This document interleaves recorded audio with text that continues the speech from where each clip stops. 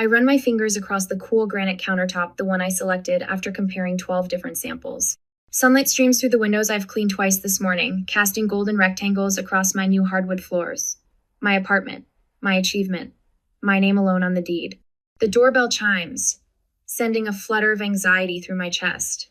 They're here. I smooth my blouse and open the door, greeted by my mother's critical gaze as she scans the entryway.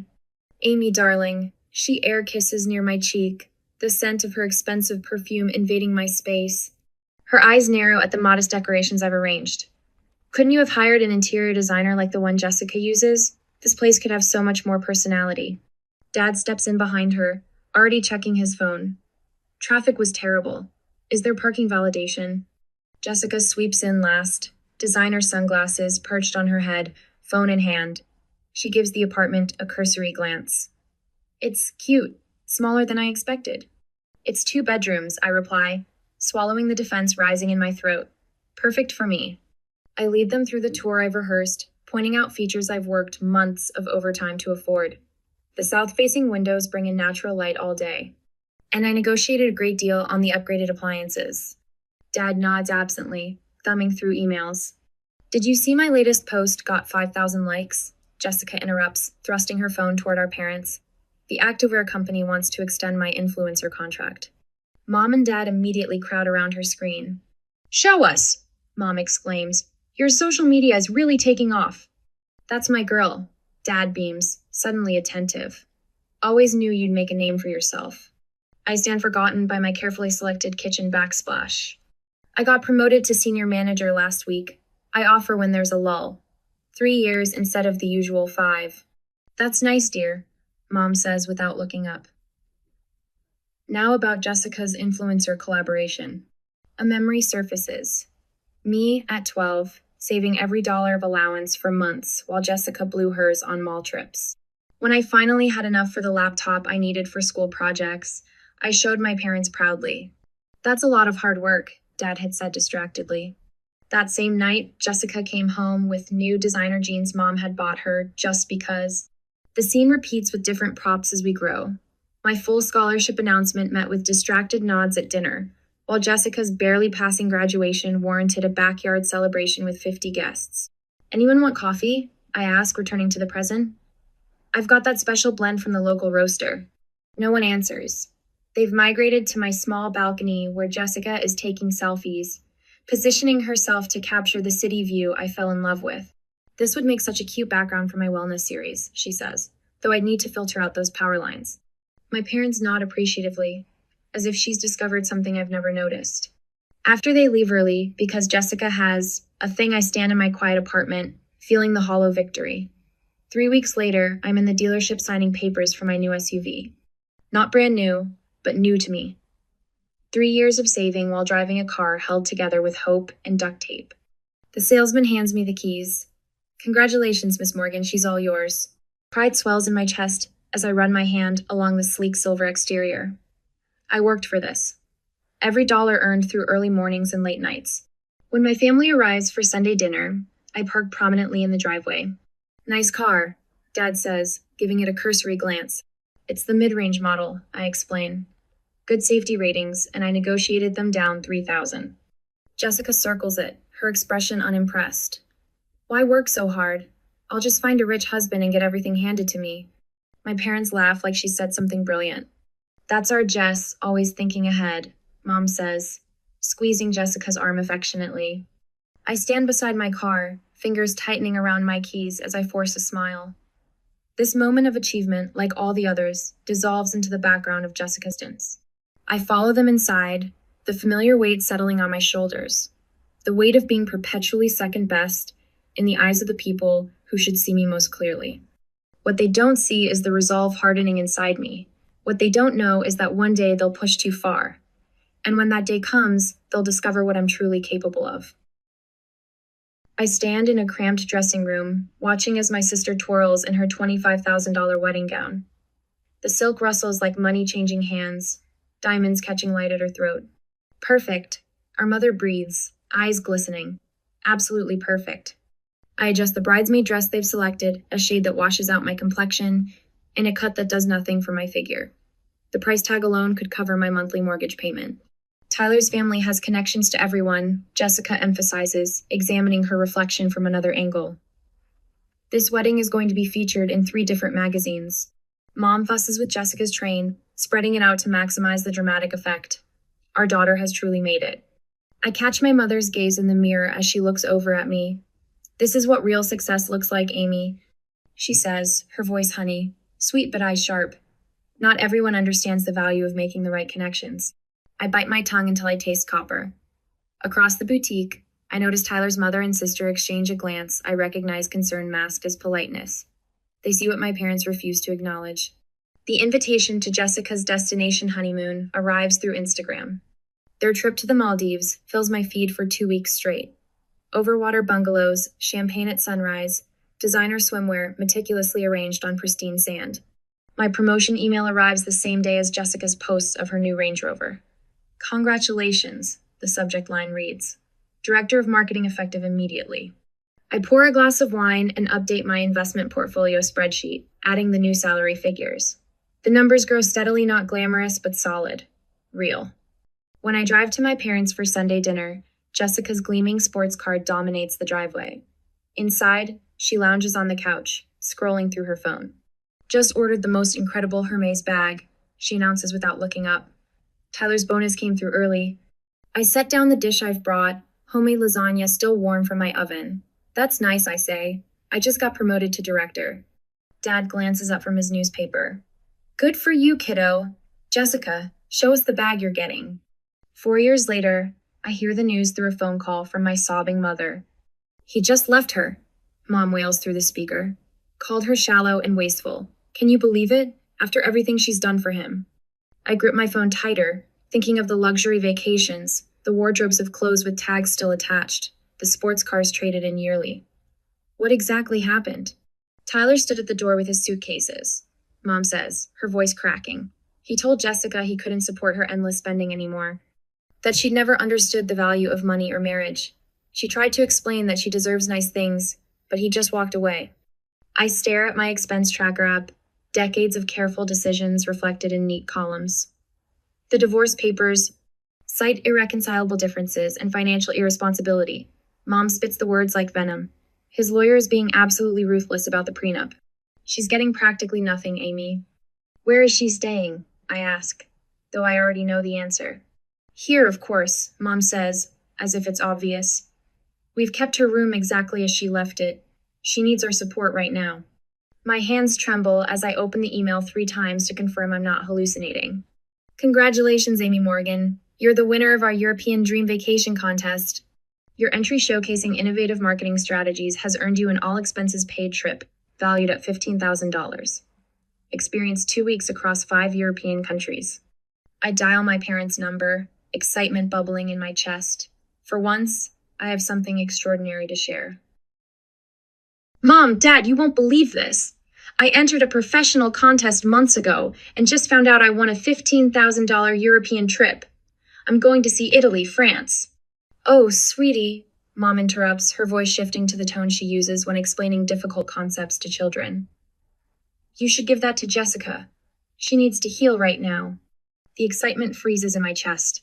What? Your sister is devastated, Dad chimes in. A trip like that would really help her recover from this trauma. She hasn't had a vacation since the divorce. It's not transferable, I say automatically, though I haven't even checked. It's a professional achievement prize. I'm sure you could work something out, Mom presses. Your sister needs this more than you do. It's selfish to keep it. The familiar weight settles on my shoulders, the expectation that I'll fold, accommodate, sacrifice. But something different stirs beneath the weight this time.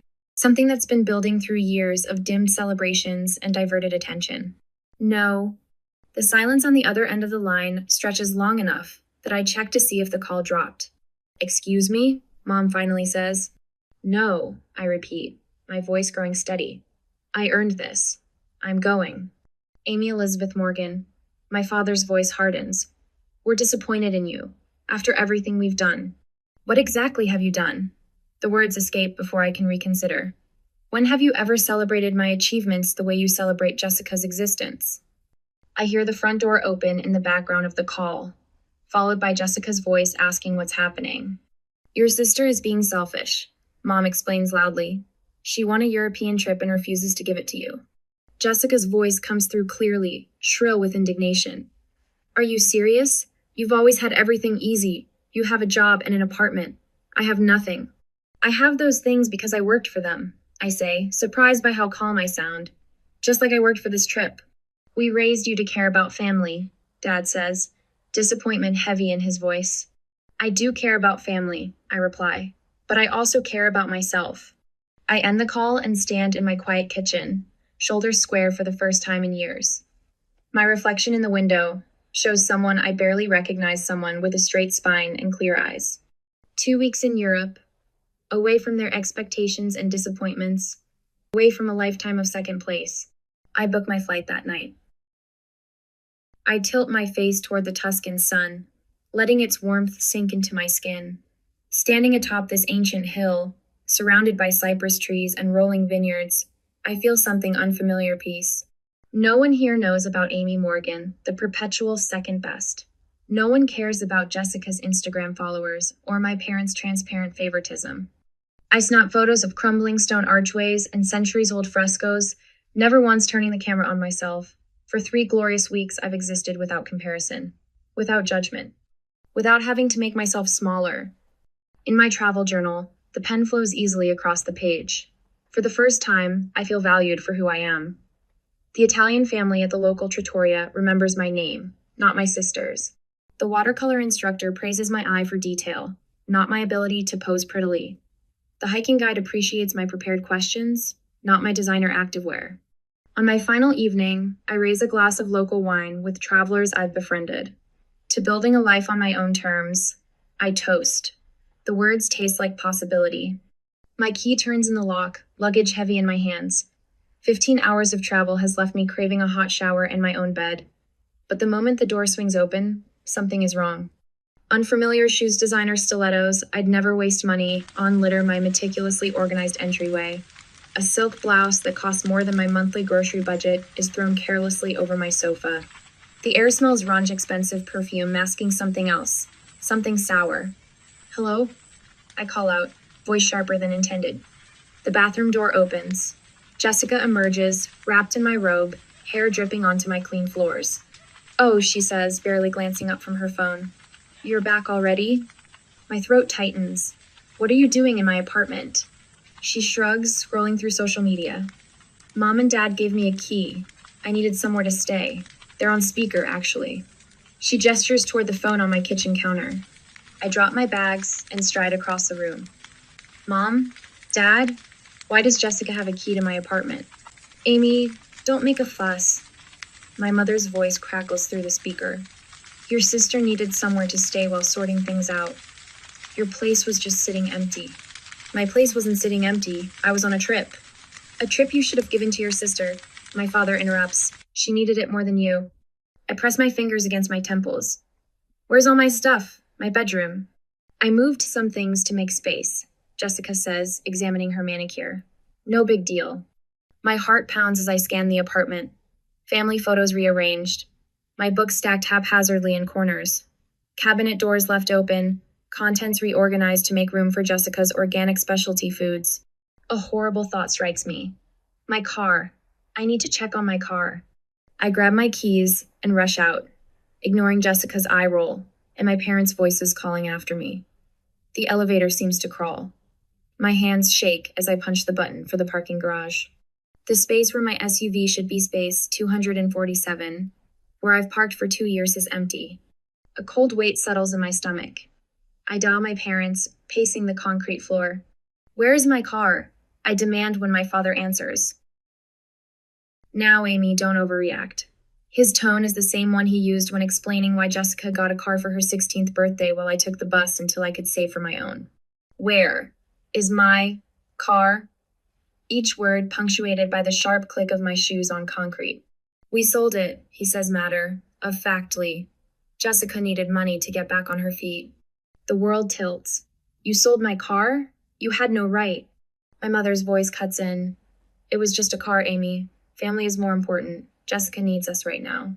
It was my car, I whisper, then louder.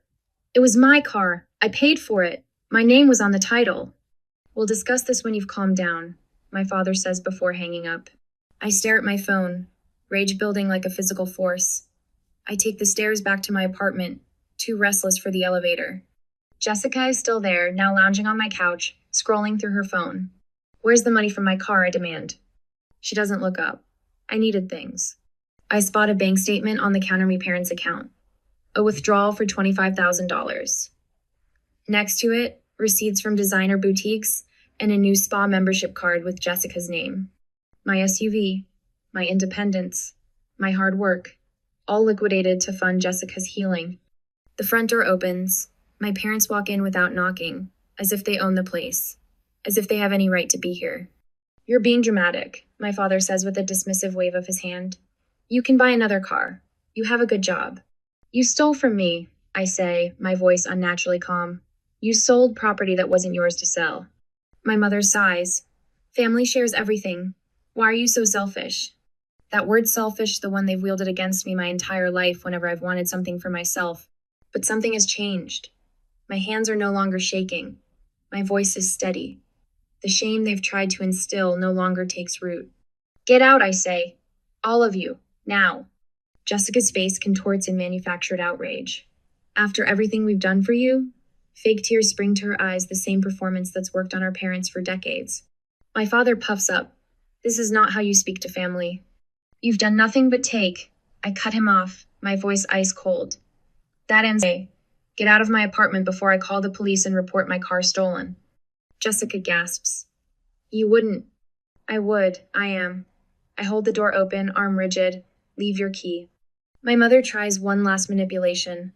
We're your family, Amy. I meet her eyes without flinching. Not anymore. When the door closes behind them, I slide the deadbolt with a satisfying click. For the first time, the sound doesn't represent keeping others out. It represents keeping myself in. I slide the manila folder across the polished desk. Evidence of betrayal packaged in crisp chronological order. The attorney Ms. Liviner raises her eyebrows as she flips through the documents. They had no legal right to sell property registered in your name, she says, her voice sharpening as she examines the car title. My name in bold black letters. This is straightforward theft. I want everything documented, every penny. My voice doesn't waver anymore when I speak about them.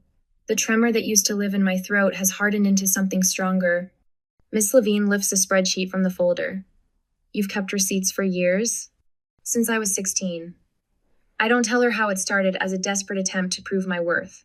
How it highlighted every contribution, every loan that mysteriously became a gift when Jessica needed something. Miss Levine taps her pen against my meticulously organized evidence. Most clients come in with scattered memories, maybe a bank statement or two. You've brought me a case file that would make a paralegal jealous. I say nothing. Preparation has always been my armor. She holds up my car title, the highlighter mark vivid against the paper. The vehicle was solely in your name. They had no authority to sell it. They never thought I'd fight back. I run my finger along the edge of the desk. They still don't. Back home, I add another document to the growing file. A printout of Jessica's Instagram post timestamped 3 days after they sold my car showing her lounging at a luxury spa. The caption reads, Self-care is investing in yourself. Number healing, number treat yourself, number deserving. Beside it, I place screenshots of text messages from my father. We did what was necessary for Jessica. The car was just sitting there while you were gallivanting in Europe. My mother, family shares.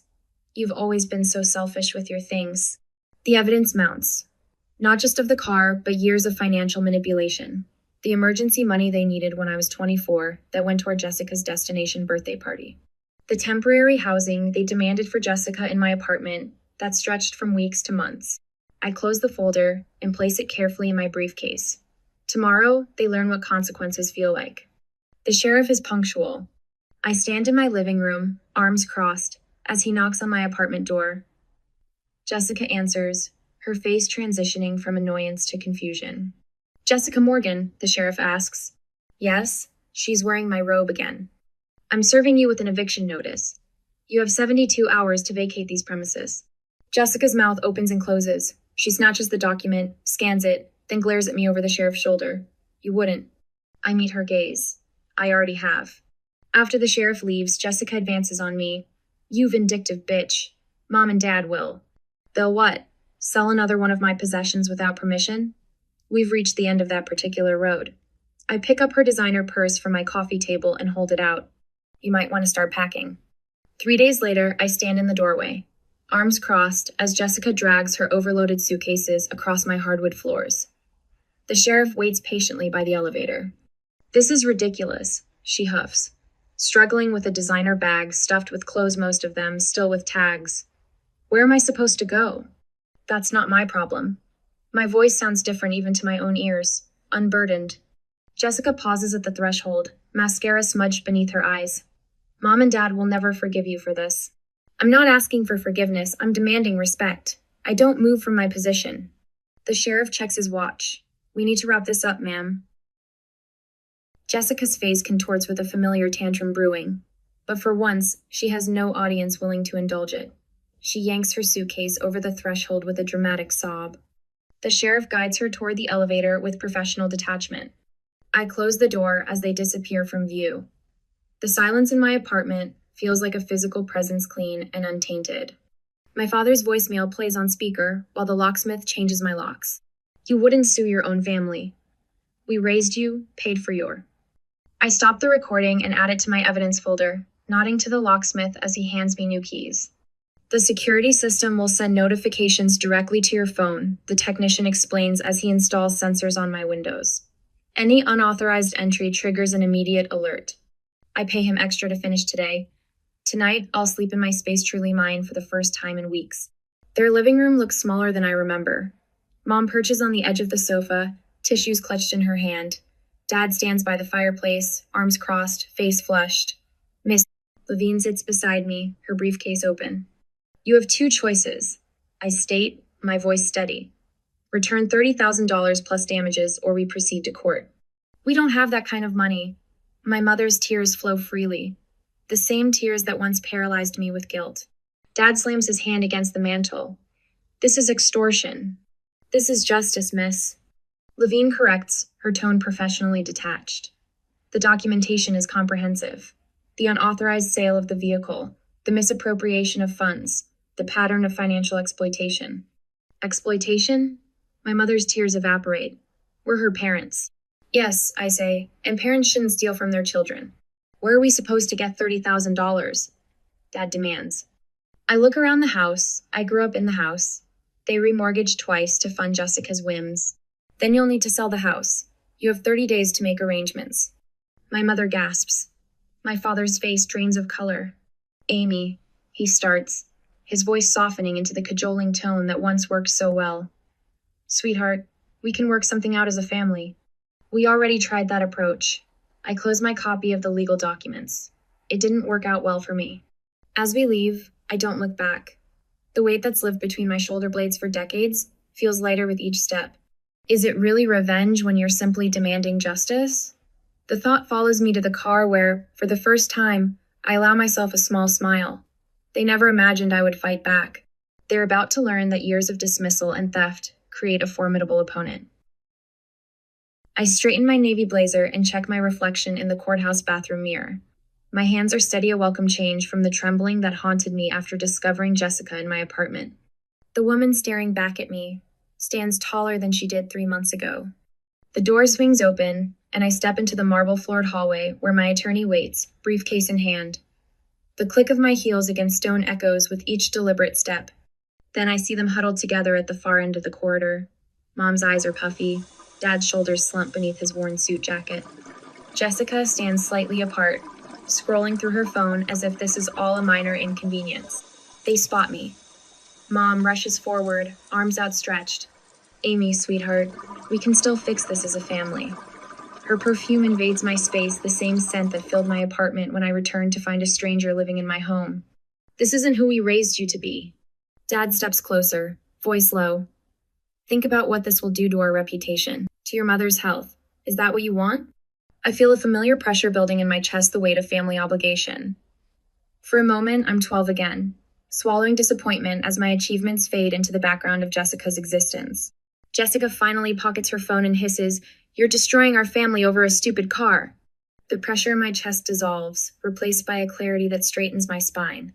This stopped being about the car the moment you felt entitled to take what wasn't yours. My voice comes out steadier than I expected. It's about 29 years of taking without asking. The courtroom doors open. My attorney touches my elbow, and I walk past them without looking back. Judge Carwell's glasses reflect the projection screen as my attorney displays the text message from my father. "We sold your car. Jessica needed the money more." The message looms large against the white wall, the casual theft of my property laid bare in 12 simple words. Miss Morgan has documented years of financial exploitation by her family members, my attorney continues, clicking through a slideshow of evidence. Bank statements showing $25,000 withdrawn the day after the unauthorized sale of her vehicle. Social media posts from the defendant Jessica Morgan showing purchases made with those funds. I watch my father shift in his seat, tugging at his collar. My mother stares at her hands folded in her lap. Jessica glares at me from across the room, her expression a mixture of disbelief and indignation as if my seeking justice is the true betrayal. The judge's expression grows increasingly troubled as financial records flash across the screen years of loans, never repaid, my name on the car title, the documented value of the vehicle. My parents' attorney offers weak rebuttals about family arrangements and misunderstandings, but his arguments wither beneath the weight of evidence I've meticulously collected. When the judge finally speaks, his voice cuts through the courtroom like a blade. This is a clear case of unauthorized sale of property and financial exploitation. He removes his glasses, fixing my parents with a direct stare. The court finds in favor of the plaintiff. The words hang in the air. Years of dismissal and diminishment answered with 6 simple words. The court finds in favor. The defendants are ordered to pay $30,000 for the value of the vehicle, plus $10,000 in damages, and all legal fees associated with this case. I hear my father's sharp intake of breath. My mother leans over, whispering something in his ear. His face pales. "We'll lose the house," my mother whispers, loud enough to carry in the quiet courtroom. The judge continues speaking, but their words echo in my mind. "We'll lose the house." The home where Jessica was celebrated while I was overlooked. Where my scholarship announcement warranted distracted nods, while Jessica's C-average graduation inspired a backyard party for 50. I should feel vindicated. Instead, I feel hollow not from regret, but from the realization that justice doesn't heal the wounds. It simply stops the bleeding. 3 weeks later, I drive past my childhood home. The for sale sign swings gently in the spring breeze. A moving truck sits in the driveway, its back doors open like a mouth ready to swallow the remnants of my past. Through the open garage, I glimpse Jessica carrying a box to her car, her face tight, with an unfamiliar emotion reality. For the first time in her life, Jessica is facing consequences that can't be charmed away or passed to someone else. I don't slow down. I don't stop. My new SUV, nicer than the one they sold, carries me forward while they move backward into a 2-bedroom apartment across town. The symmetry isn't lost on me. My 2-bedroom apartment they dismissed, now mirrored in their downsized reality. Back home, I stand at my kitchen counter, the one I selected after comparing 12 different samples. Sunlight still streams through my windows, casting golden rectangles across my hardwood floors. But something has shifted. The apartment feels different because I am different. The court judgment sits on my countertop. I trace my finger over the embossed seal, the official recognition of my rights. For a moment, I consider framing Ida trophy of sorts. Instead, I open a drawer and place it inside, closing it with a soft click. This chapter is closed. I whisper to the empty room. I pull out my phone and scroll to my contacts. Mom, Dad, Jessica. 3 names that once defined my worth, now reduced to digital entries I no longer need. Delete, delete, delete. With each tap, the weight I've carried since childhood grows lighter. I take a deep breath, not the shallow kind that braces for disappointment, but the full lunged inhale of someone facing an open horizon. Outside my window, the city continues its rhythm. Inside, the only sound is my breathing steady and free. I trace my fingers over the engraved nameplate on my office door. Director of Marketing, Amy Morgan. The brass feels cool and solid against my skin, much like the foundation I've built for myself. 3 years ago, I was fighting for recognition in a family that couldn't see me. Now, executives seek my opinion across conference tables. Amy, do you have a minute? Tara peeks into my office, her expression earnest. I'm struggling with the presentation for tomorrow. Come in. I gesture to the chair across from my desk where project briefs and quarterly reports are arranged in precise stacks. Behind me, my Marketing Excellence Award catches the afternoon light. After guiding Tara through her concerns, I signed the final papers for my beach house investment property, calculated decision after months of research and planning. The realtor beams as I hand her back the pen. Congratulations, Miss Morgan. It's rare to see someone your age making such sound investments. I smile, knowing what she doesn't, that each signature represents not just financial acumen, but freedom purchased at the steepest price. Later that evening, laughter fills my apartment. 6 friends crowd around my dining table, wine glasses reflecting the warm lighting I've installed since reclaiming my space. These people celebrate my victories without diminishing them, ask about my dreams without redirecting the conversation to themselves. To Amy, Marcos raises his glass, his eyes sincere. Who taught us all what real strength looks like. As their glasses clink against mine, warmth spreads through my chest that has nothing to do with the wine. My smile reaches my eyes, unforced and genuine. The hostess leads me to my favorite corner table at Riviera. I'm halfway through my salmon when the restaurant door swings open. My parents enter, Jessica trailing behind them. They look smaller somehow, diminished. Jessica spots me first, freezing momentarily before masking her expression. Our eyes meet across the restaurant, 3 seconds of contact that once would have sent anxiety spiraling through me. Now I feel nothing but calm detachment, like observing strangers in a painting. I return to my meal, savoring each bite as they're seated on the opposite side of the restaurant. Wind whips through my hair as I drive my new SUV along the coastal highway. At $45,000, it's a significant upgrade from what they took from me. The dashboard holds a small framed photo from my European trip, me standing alone on a hillside, arms outstretched, face tilted toward the sun. Some prices are worth paying for peace, I whisper to the open road ahead.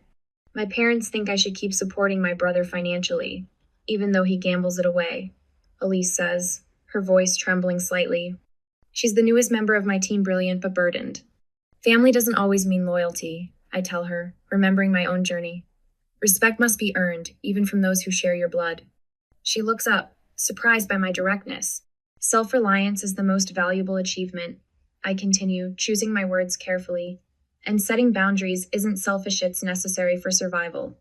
That evening, I spread travel brochures across my coffee table grease. New Zealand, Morocco.